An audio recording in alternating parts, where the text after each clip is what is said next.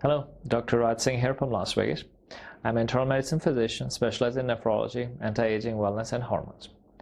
A patient recently asked my opinion on alkaline water to improve his health. So I thought I'll research it myself and look at the science, and here are my findings in this video. So first of all, what is alkaline water and what's the big deal and why is it different than regular tap water?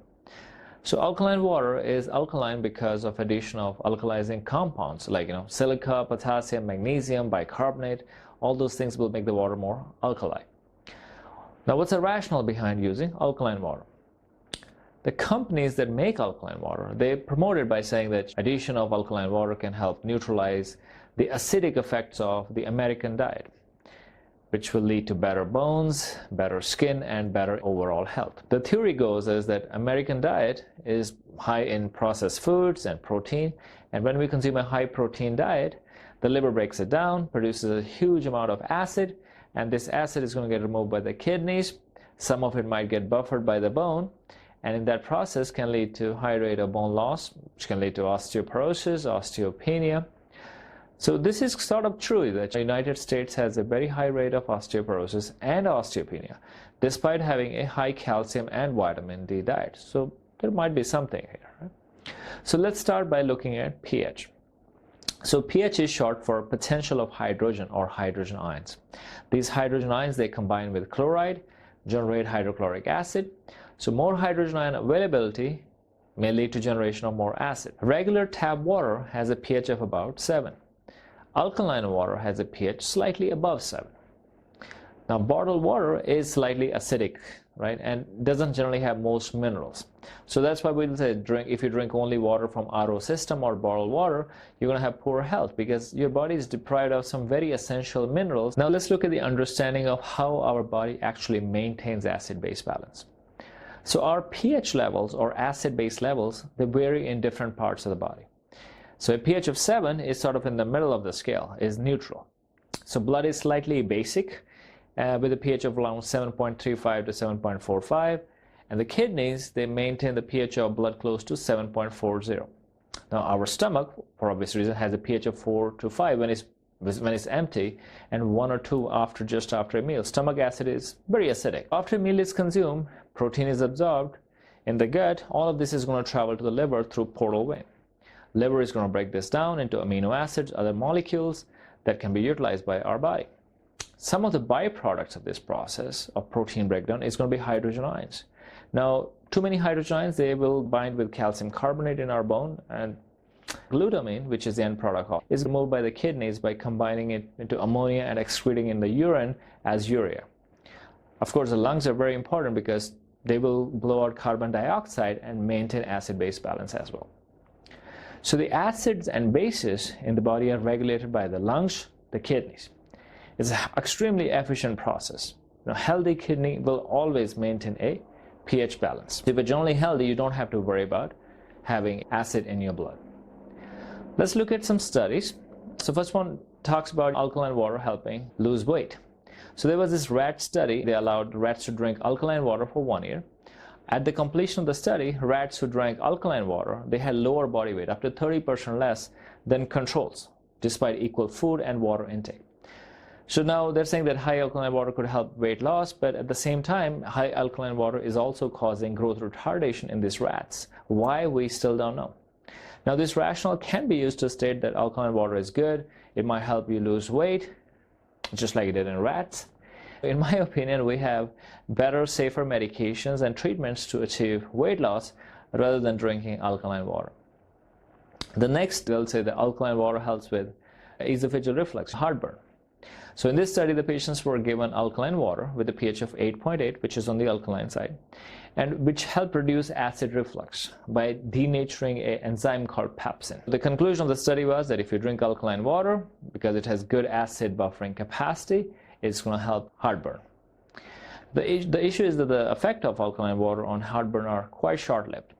The other thing is that in this study, the patient also reduced their intake of diets, so maybe that's why they were generating less acid. So the other thing is this is kind of on a lab study, on the acid reflux. It's not really a clinical data, so how much reliable that is and will it translate to clinical is kind of hard to say. Now, the acid-base balance and hydration status study, this was after consumption of mineral-based alkaline. Unfortunately, the funding for this study was actually by Glacial Water Company. So to me, that's a huge red flag. I wouldn't even consider their findings. It's not a neutral study. So to me, this is a lot about sales and less about science.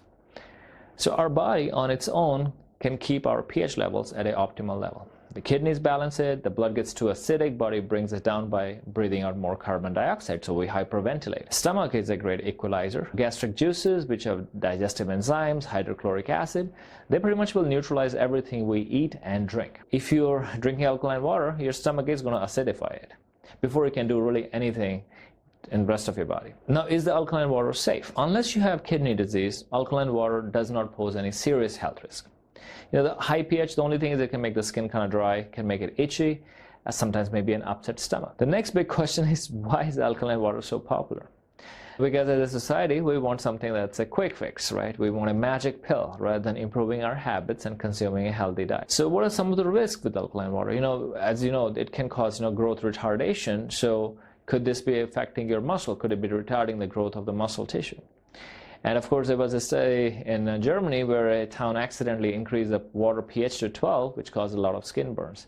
Now, the alkaline water is not as alkaline, but still, it's a reminder that high pH isn't necessarily better. Okay, the final verdict.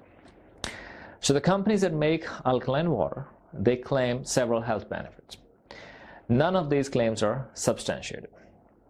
Most of the small studies that were done were actually funded by the same companies that make alkaline water. Now, the alkaline water is going to lose all its alkalinity in the stomach itself when it's exposed to the stomach acid. So it is not going to change the blood pH. Changing the blood pH is impossible because healthy body is maintaining it in a very, very precise range. Now, the beneficial effect of patients in heartburn, these people also improve their dieting habits and consume a less processed diet. So the possible effects could be from not from drinking alkaline water, but by switching to a healthier and less processed food. Now, there is also no benefit that alkaline water protects against cancer. Now, it's true that cancer cells cannot live in a highly alkaline environment. However, our normal cells also cannot live in a highly alkaline environment. That's why body maintains it in such a precise. When we consume highly processed diet, more acid is going to be produced in the stomach and liver.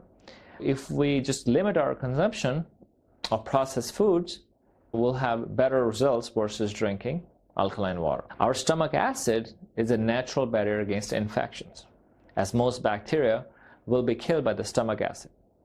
Patients that take acid-reducing medications tend to have a higher incidence of bacterial infections.